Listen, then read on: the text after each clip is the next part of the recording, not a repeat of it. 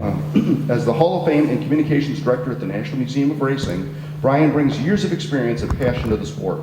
A former executive sports editor for the Saratogian, his writing has been honored by both the National Associated Press Sports Editors, the New York Publishers Association, and his previous book, Bare Knuckles and Saratoga Racing, The Remarkable Life of John Morrissey, was widely praised for its historical depth and insight.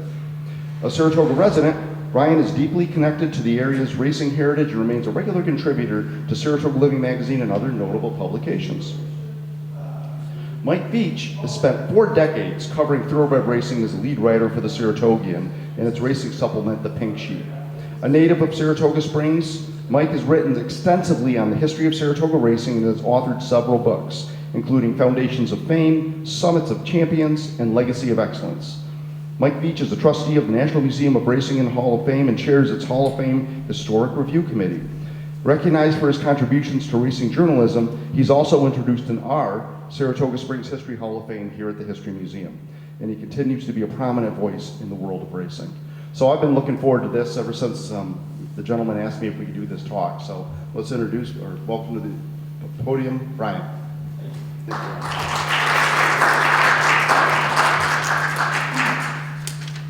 Thanks, Jamie. It's great to be here tonight. I want to thank you guys all for coming out on what is a chilly fall evening to hear about a summertime horse race. As Jamie said, I'm Brien Bouyea. I work with the Hall of Fame. I've been there for 15 years. About 3 months ago, the Travers Stakes, the most prestigious race at Saratoga, had its 155th running. Along with Michael, I believe an event that can trace its roots back to the Civil War and is older than any of the Triple Crown races deserve to be chronicled.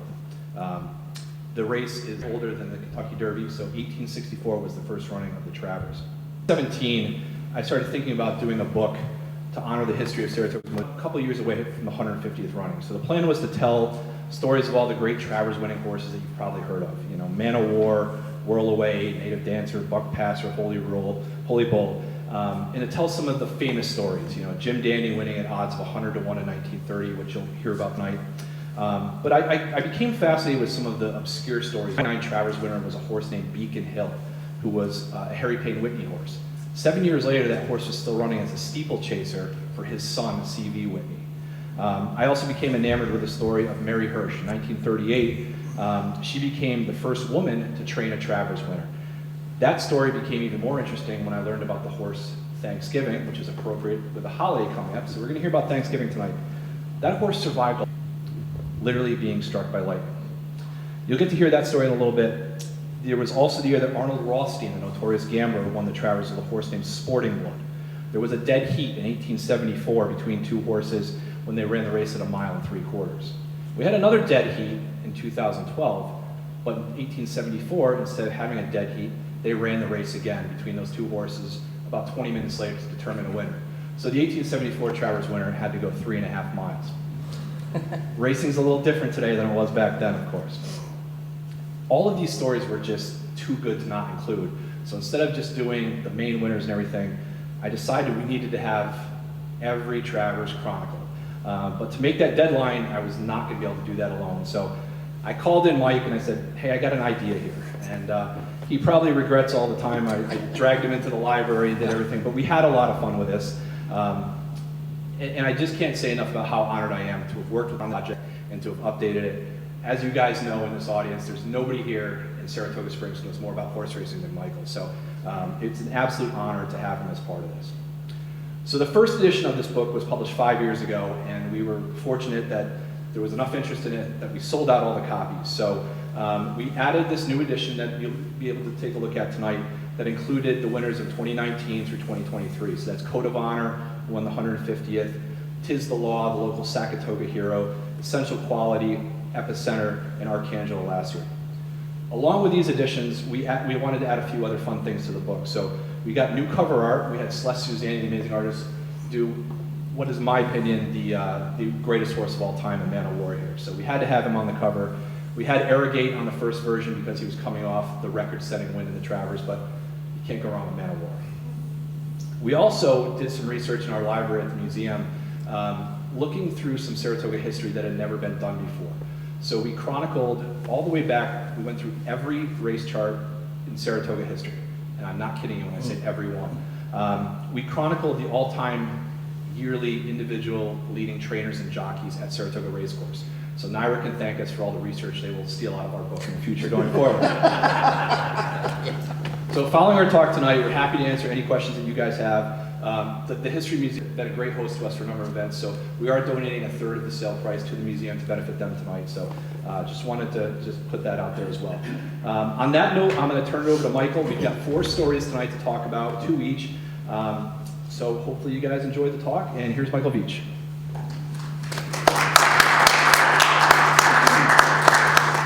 Thank you very much, Brien.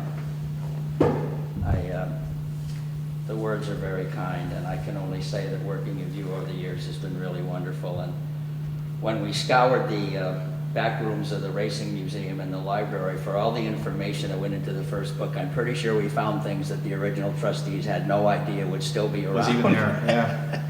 After 75 years. I selected 2 Travers winners to speak about tonight based upon my relationship with the trainers and the owners and so forth. And the first is Lemon Drop Kid. And I put together speeches on each one. And the 1999 Travers. And I'll start with the trainer, Scotty Schulhofer. A kinder, yet more intense man about his business you will not meet. And if you knew him, you know what I'm talking about, the late Scotty Schulhofer. Lemon Drop Kid was one of the 5 champions trained by Scotty.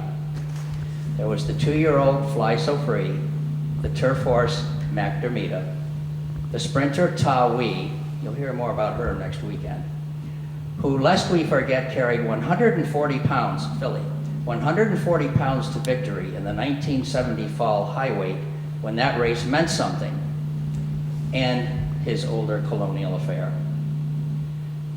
The former steeplechase rider had a good one in Lemon Drop Kid, bred by Farish and Kilroy and owned by Jeannie Vance. Lemon Drop Kid broke his maiden at second asking at Saratoga on the 1st of August, following his debut at Belmont Park on July 12, 1998. The highlight of his first season was a victory in the Grade 1 Futurity at Belmont Park, when that race meant something. He followed the Futurity with a rallying second in the Grade 1 Champagne, and then turned in a dull effort in the Breeders' Cup Juvenile. Things did not go well early in his second season in 1999, and in my opinion, he had the right trainer in Scotty Schulhofer to patiently deal with a cough and a virus. After a so-so effort in the Kentucky Derby, Scotty decided to point for the Belmont. Lemon Drop Kid took the traditional route to the test of the champion, the Peter Pan Stakes at 1 1/8 miles, 2 weeks before the Belmont Stakes. He finished a traffic-troubled 3rd, which no doubt had a lot to do with his near 30-to-1 odds in the Belmont. Never far out of it, he scored by a head and headed to Saratoga for the Travers. No surprises here with Scotty. The traditional route again, with the Jim Dandy following 2 months off after the Belmont Stakes. And in the Jim Dandy, he rallied to finish 2nd in the slop, a track condition that Scotty suspected did not suit Lemon Drop Kid that day. I visited Scotty at the barn during Travers Week, and he commented, and I quote, "He was just overgrown at 2, and we needed some time. When he recovered from that, we began to breeze him, and he showed us some speed in his 4th work," end quote. That comment reminded me of one made by my late cousin and Hall of Fame trainer John Veitch when he had the Darby Dan colt with whom he won the 1985 Breeders' Cup Classic. "I know he's got speed," said John at the time, "but that's not the point. I could train him to win a sprint, but the point, the goal, is the classic." Back to Scotty and Lemon Drop Kid. I was very impressed by his race in the Jim Dandy, quoting, because I know he did not like that going that day. Thus, Lemon Drop Kid and his trainer were for the Travers, in which he was always in touch with the pace and won by 3 parts of a length in a drive. Lemon Drop Kid at 4 won an Eclipse Award as champion older male. He captured the Brooklyn at 1 1/8 miles, the Suburban at 1 1/4 miles, the Whitney at 1 1/8 miles, and the Woodward at 1 1/8 miles. Thus, Lemon Drop Kid was a Grade 1 winner at 2, 3, and 4. Okay. Moving to Birdstone.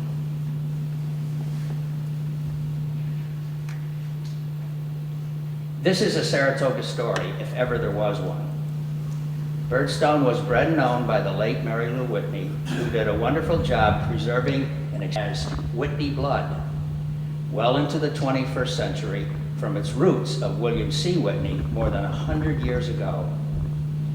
It can be argued that William C. Whitney, no, not argued, stated, he saved Saratoga Racecourse in 1900 with his purchase of the track, and it could be argued that he may also have saved the city. Now to Birdstone. His sire Grindstone and his grandsire Unbridled both won the Kentucky Long Island Handicap at 1.5 miles. We know that Birdstone won the Belmont, and we know that he won the Travers. But the following might surprise you. At 2, he won his debut with a 99 speed rating for 6 furlongs in the mud. Trouble tripping the hopeful, he ended his season, with a strong performance in the Champagne Stakes at Belmont Park in a going-away performance at 1.16 miles. Birdstone began his 3-year-old season with an allowance victory at Gulfstream Park. That was followed by consecutive losses in the Lanes End at Turfway and the Kentucky Derby, both races marked by miserable trips. Hall of Fame trainer Nick Zito. He came right to Saratoga with Birdstone after the Derby and settled him into a routine on the quiet grounds of the Oklahoma training track. Nick took his time with jogs and gallops, and then on the Monday morning of the Belmont week, delivered what, in my opinion, was a brilliant move, one that certainly stands out in my mind as Hall of Fame. He took Birdstone out for a 1-mile jog the wrong way, long work, in 1:15:1, and then a gallop out that continued down the backstretch. I was with him that morning, and when Birdstone exited the track at the gap, he could not blow out the proverbial match. But at the Oklahoma training track in 2004, that was a very, very solid move. Nick and Birdstone were riding the same as it developed for the Belmont. I did not know if Birdstone could win the Belmont, but I did know that he'd get 1.5 miles, and he did, to the tune of 36-1. If you can call up that Belmont in YouTube, I would encourage it, and you will see this sustained, powerful rally the last 5 furlongs. That is a long way for a rally. If you're a racing fan, you know what I'm talking about. Knocked Triple Crown hopeful Smarty Jones by 1 length. Travers was next. Quoting Nick, "For me, the Travers has to be the 4th leg, Triple Crown, because of the magnitude of the race and the incredible history of the race. Birdstone really is a gift from God, and I am just a coach for him. As for the Travers, well, the racing gods do weigh, do they not? If you were there, you might recall the downpour that occurred as the horses passed the finish line, pitch black, lightning. After the race, Nick told me that Mary Lou was going to scratch if the track came up sloppy. He had 5 minutes to play with. In the final race of his career, Birdstone was injured in the Breeders' Cup Classic with a knee chip, and he was retired. And I just want to footnote with a story I've told in a couple of places about the late Mary Lou. After CV died, 1983, pretty close, 82. 92? Maybe as late as I think it was 92. 93. Could be right about that. Let some time go by, and I asked her if I could speak with her about the stable that she was going to form in the wake of his death. She had a couple friends with whom she was going into horse racing.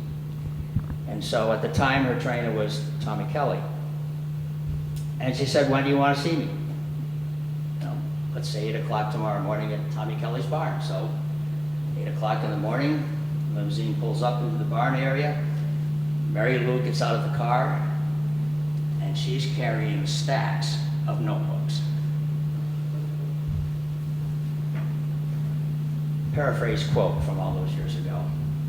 If anybody thinks I'm doing this just on CV's coattails, not going to happen. She had all pedigrees that she was researching for her own racing stable. With that, I'll go back to my good friend Brien.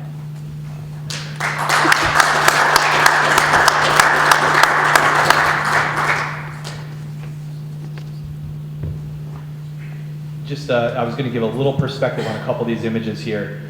This is what 5:45 in the afternoon looked like on a sunny day in Saratoga for the 2004 Travers. That sliver of light you see on the bottom there, that's the finish line camera, giving the only light in the track you saw. This is Greg Montgomery's artwork from that day, which was incredible. And the last image is a photo of Birdstone at Old Friends Retirement Farm. He's down there in Georgetown, Kentucky, living the good life. So he's having a good time. I was down there just a couple weeks ago, got to see him. He looks great. So it's great to see that he's down there and having a great time. So I'm going to talk about 2 editions of the Travers. The first one is a famous one. The second one, you probably don't know the story unless you're a real diehard. The first one is the 1930 Travers that was won by Jim Dandy. What you see up there is a program from that race. And there were originally 5 horses, 1 scratch. And on the side, you can see approximate odds that were put in there. So Jim Dandy went off the 1930 Travers at odds of 100 to 1. It was one of the greatest upsets in the history of the sport, of any sport, a completely result.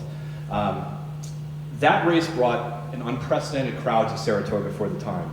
The New York Herald Tribune reported the crowd to be at 50,000 people for the 1930 Travers. They came for one purpose. They wanted to see Gallant Fox. Now this was William Woodward's Triple Crown winner, and he came from the powerful Bel Air stud. And they wanted to see the match with him and Harry Payne Whitney's horse, Which One, who was the champion 2-year-old from 1929. There were 2 others in the field that day, but both were regarded as irrelevant. Sun Falcon was dismissed at odds of 40 to 1, while Jim Dandy was considered a hopeless participant at 100 to 1. The day was incredible. 25,000 programs were quickly sold. They actually had to do an additional print run of programs because they ran out.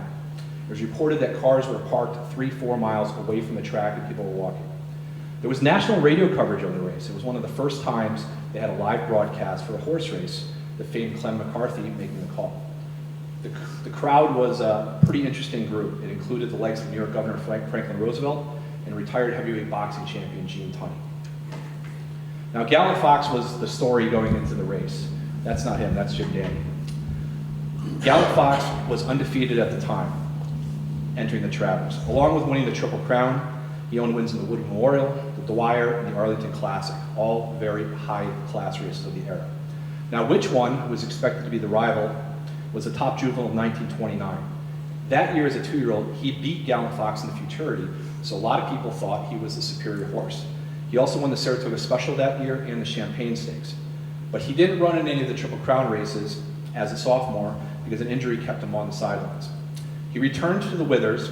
He returned to run in the Withers before the Saratoga season. And then when he arrived at Saratoga, he won the Saranac Handicap, the Whitney, and the Miller Stakes. Now, he did this on August 6th, August 9th, and August 12th. So it was a pretty good week for Which One, and he was in top 4, even with all the races. So going into the Travers, Gallant Fox was favored at 1 to 2, and Which One was held at 8 to 5. Now this is where the story gets interesting. The night before the race, heavy rain came through Saratoga as it commonly does in the summer. The New York Times described the track as a bottomless sea of mud. The rain continued into the morning on race day, and after a break, another shower came through around 1 o'clock. There was a break, and following the running of the Beverwick steeplechase, they had so many people in the crowd that they opened up the infield for the first time in many years to let people see the race from that vantage point. As the race broke, all the horses broke well. Gallant Fox took an early lead on the outside under Hall of Fame jockey Earl Sandy. Now, Earl Sandy had been retired for a number of years, and he came back specifically to ride Gallant Fox. So you could tell that he had high hopes for his horse, and the horse had delivered on it. So as they're going down the backstretch, Gallant Fox and Which One battle on the front end with the long shots way back. Gallant Fox led at the mile marker, but the deep mud was taking its toll. Which one kept pressuring him, which essentially emptied both horses' tanks. Turning for home, which one began to fade, and the exhausted Triple Crown winner was forced to the outside when he got tired. The timing was right for Jim Dandy to move on the leaders. With the two favorites coming up empty, Jim Dandy seized the opportunity and made a bold move with an all-out charge along the rail. While Gallant Fox and Which One were anchored in the mud, Jim Dandy skipped through the slop and began to draw off in astonishing fashion. Quoting the New York Times, "The cheering died. Then it resumed, for none believed Jim Dandy could stay in front. But Jim Dandy kept going farther and farther away and won in a gallop, with jockey Frank Baker looking back to see what was happening. He saw Which One suddenly stop inside the quarter pole. Gallant Fox drew off for him and beat him easily for the place by 6 lengths, but he could not gain an inch on Jim Dandy, who won by 8 lengths. There was almost nothing that made logical sense of this race. Jim Dandy came into the Travers having raced 10 times that year. He lost every one of those races going into the Travers.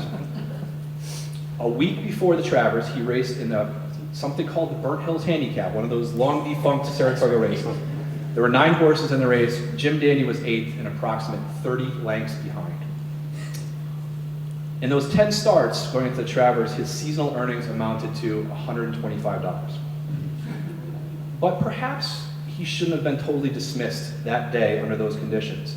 As a 2-year-old, Jim Dandy was at Saratoga, and he raced in the Grand Union Hotel Stakes, odds of 50-1. The track that day was very similar to the conditions of his Travers victory. Jim Dandy was said to have, quote, eggshell hooves or thin walls on his feet, which bothered him on fast, harder tracks. But the soggy mud, however, was well to his liking. The Travers result was a great disappointment for Gallant Fox's connections. So Jim Fitzsimmons, the trainer of Gallant Fox, always regretted not scratching the Triple Crown winner.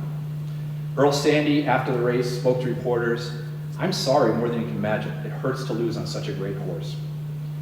The Travers was the only race Gallant Fox lost in 1930. He rebounded that summer. He won the Saratoga Cup. He went out to win the Lawrence Realization and the Jockey Club Gold Cup, and he was recognized as Horse of the Year. Gallant Fox was retired with $328,000 plus, and he was the all-time earnings leader at the time of his retirement. He was inducted into the Hall of Fame in 1957, and he sired a Triple Crown winner. So his legacy, quite good regardless of what happened there.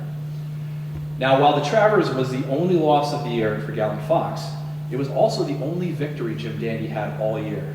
He raced 20 times with 1 win. He never earned another significant win in his career.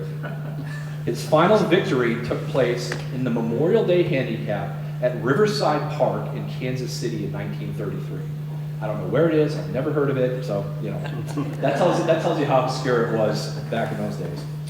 Jim Dandy continued to soldier on. I mentioned 1933, a few years after Travers. He was still racing in 1934. He made 22 starts that year with only a pair of second-place finishings and earned $625. In 1935, he was winless in 7 starts and earned $25. Those were his final earnings, but he still raced. After finishing out of the money in all 5 of his starts in 1936 without earning a dollar, he did not race in 1937. But in 1938, a little note in the Los Angeles Times pointed out that Jim Dandy was being prepped for the races at Tijuana, Mexico. Quote, "An interesting old-timer who will attempt to make a comeback at Caliente is Jim Dandy, an 11-year-old who gained immortal turf distinction by beating Gallant Fox in the mud in the 1930 Travers." So a few weeks later, the Los Angeles Times commented on Jim Dandy's performance in the 6-furlong San Joaquin Stakes. "Poor old Jim Dandy, who won the Travers in 1930 as a 100-1 shot in the mud, was never in it. His victory over Gallant Fox is but a memory. Now, 11 years old and with no more desire to run than the man in the moon, Jim Dandy finished dead last in a field of 10 horses." He was finally retired. Overall, Jim Dandy raced 141 times in his career. He had 7 wins. In more than half of his starts, he finished dead last. He earned more from his Travers victory than he did in all 140 other starts combined. He has his legacy at Saratoga, though. In 1964, the New York Racing Association introduced the Jim Dandy Stakes that paid tribute to him, and it is now our Travers Prep. He also has a bar named for him. So this photo is from the museum collection of Jim Dandy after he was retired. We tried to get some more information on it, but we don't know where it is or what he was doing other than it was labeled as Jim Dandy. So There he is several years after his racing days. This is artist Greg Montgomery's rendition of that race. As you can see, the mud is pretty caked on there. So. I have one more race to talk to you about. We're at Thanksgiving time. The holiday is right around the corner, and there was a horse that won the Travers in 1938 named Thanksgiving. This was a story that had a culmination that I think is Hollywood-esque. It's really pretty incredible. So there was a trailblazing young trainer named Mary Hirsch. She was the first woman to receive a trainer's license from the Jockey Club, and she entered a miracle horse named Thanksgiving in the Midsummer Derby. The trainer was a pioneer, and the horse was simply fortunate to have been alive. Now, Hirsch was the daughter of legendary trainer Max Hirsch, right there. By 1938, he had won each of the races in the Triple Crown Series. Mary Hirsch, there she is, grew up riding jumpers and helping her father, and she lived in a cottage on the grounds of Belmont Park with her father for a time. Her father, according to New York Times account, quote, thinks enough of Mary's judgment to consult with her on all equine matters. In 1935, Time magazine stated that, quote, Mary Hirsch is a small girl made a habit of keeping trainer's hours. She got up at dawn to watch the workouts, helped her father's stablemen feed the horses, grew to know as much about such matters as Max Hirsch himself. In 1933, after several years in apprenticeship to her father, Mary Hirsch formally applied for a license to train racehorses. The application caused quite the stir. Quote, a 20-year-old girl has thrown a bombshell into the exclusive company of 50 gentlemen, most of whom are well past the half-century mark and who guide the destinies of the Jockey Club, reported the New York Times. The Jockey Club is the governing body of the turf in New York State. Yesterday came into its offices the first application in its history from a woman for a license as a trainer. The Jockey Club did not know what to do. They tabled the application. A year later, Mary Hirsch was granted a license to train in both Illinois and Michigan. The following year, the Jockey Club finally relented and gave Mary Hirsch a license that essentially covered all jurisdictions in America. Upon being granted her license, Mary Hirsch told Time magazine, I have a few horses that can run pretty fast. If they escape an illness, I think they can win this spring in New York. In her first year of training, Mary Hirsch won 10 races with purse earnings of over $10,000. The next year, she bumped those numbers up to 17 wins and 18,000 in earnings. That summer at Saratoga, Mary Hirsch saddled a gelding named No Sir to victory in the Diana Stakes. That's the trophy presentation with Saratoga President George Bull. At the time, the Diana was a race open only to horses owned by women. Mary Hirsch also owned the winner.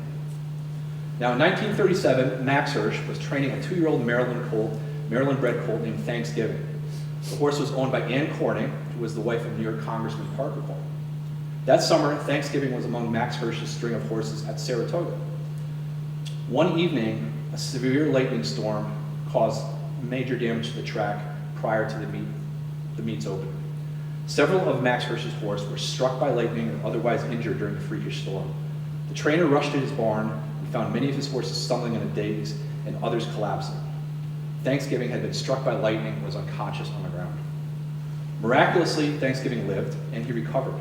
He even raced that summer at Saratoga, finishing 6th in the Albany Handicap. Ann Corning, meanwhile, began to develop a friendship with Mary Hirsch and asked her if she would train Thanksgiving during the horse's 3-year-old year in 1938. Thanksgiving showed some promise early in his 3-year-old year. He won the Constitution Handicap at Suffolk Downs and returned to New York and gave quality efforts while finishing 2nd in the Empire City Handicap at Yonkers and the American Legion Handicap at Saratoga. Thanksgiving then found his best form at the Spa, cruising to a 10-length victory in the Saranac Handicap. He started 4 times at Saratoga that July, then was given a 2-week break prior to the Travers. The field was a quality one, featuring standouts Bull Lee, Stagehand, and Fighting Fox. Bull Lee wound up being the foundation stallion for Calumet Farms, so that tells you how important of a horse that was right there. They had the services of a relatively unknown 22-year-old jockey in the irons that day named Eddie Arcaro, considered by many to be the greatest jockey of all time, eventually winning 17 races in the Triple Crown Series. In the Travers, Thanksgiving broke well and, quote, made all the others look common, leading all the way and winning fairly in a canter by 5 lengths, with Fighting Fox and Stagehand 2nd and 3rd, wrote John Hervey in American Racehorses, 1938. He ran a huge race that day. The time of 2:03 3/5 was the fastest in the Travers since Man o' War in 1920. The story of Mary Hirsch and Thanksgiving was one of great historical magnitude and unique elements, but it garnered only standard newspaper coverage at the time. Many accounts of the 1938 Travers never mentioned the name of the 25-year-old trainer or the horse's remarkable path to the race. That's just the way writing was back then. It wasn't as big a deal as it should have been. Some reports, though, even erroneously listed Matt. 2 weeks after the Travers, Thanksgiving won the Huron Handicap at Saratoga for his third win at the Spa that summer. Overall, he won 4 races from 13 starts as a 3-year-old.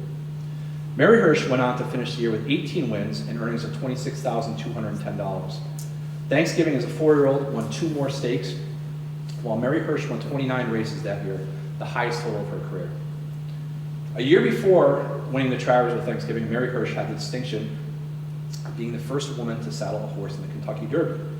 No Sir finished 13th in the field. After training for 5 years, Mary Hirsch decided to retire in 1939. She went on to marry a man named Charles McLennan, a prominent racing official. The couple bought a farm in Maryland and spent their winters in Florida, where McLennan worked as racing secretary at Hialeah Park. Mary Hirsch passed away in 1976 at the age of 63. It took 85 years after Mary Hirsch's accomplishment for another woman to win the Travers, 2023, when Jenny Antonucci saddled Archangel. Thank you all for being here tonight, listening to a few of these tales. Hope you guys enjoyed it. There's 151 more of them out there, so we'll probably come back and do another one of these if you're interested. So thank you, and we're happy to answer any questions if you have any.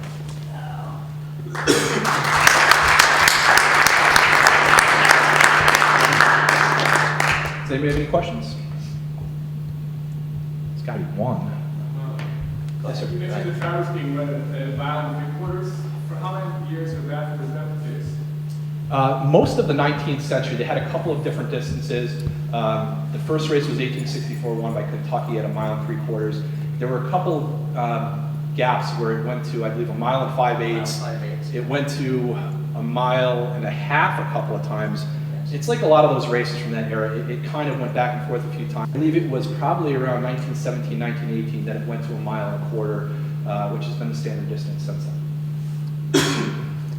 I had a question. Yes, sir. You were talking about Jim Dandy and winning some money, very little amounts of money. Maybe you mentioned this. I'm sorry if you didn't. I missed it. But what did he win when? What did he win when he got the Travers in 1930? I would have to look at the purse again. I might not have included it in there. You might have got me. I might have missed it. It's in the book.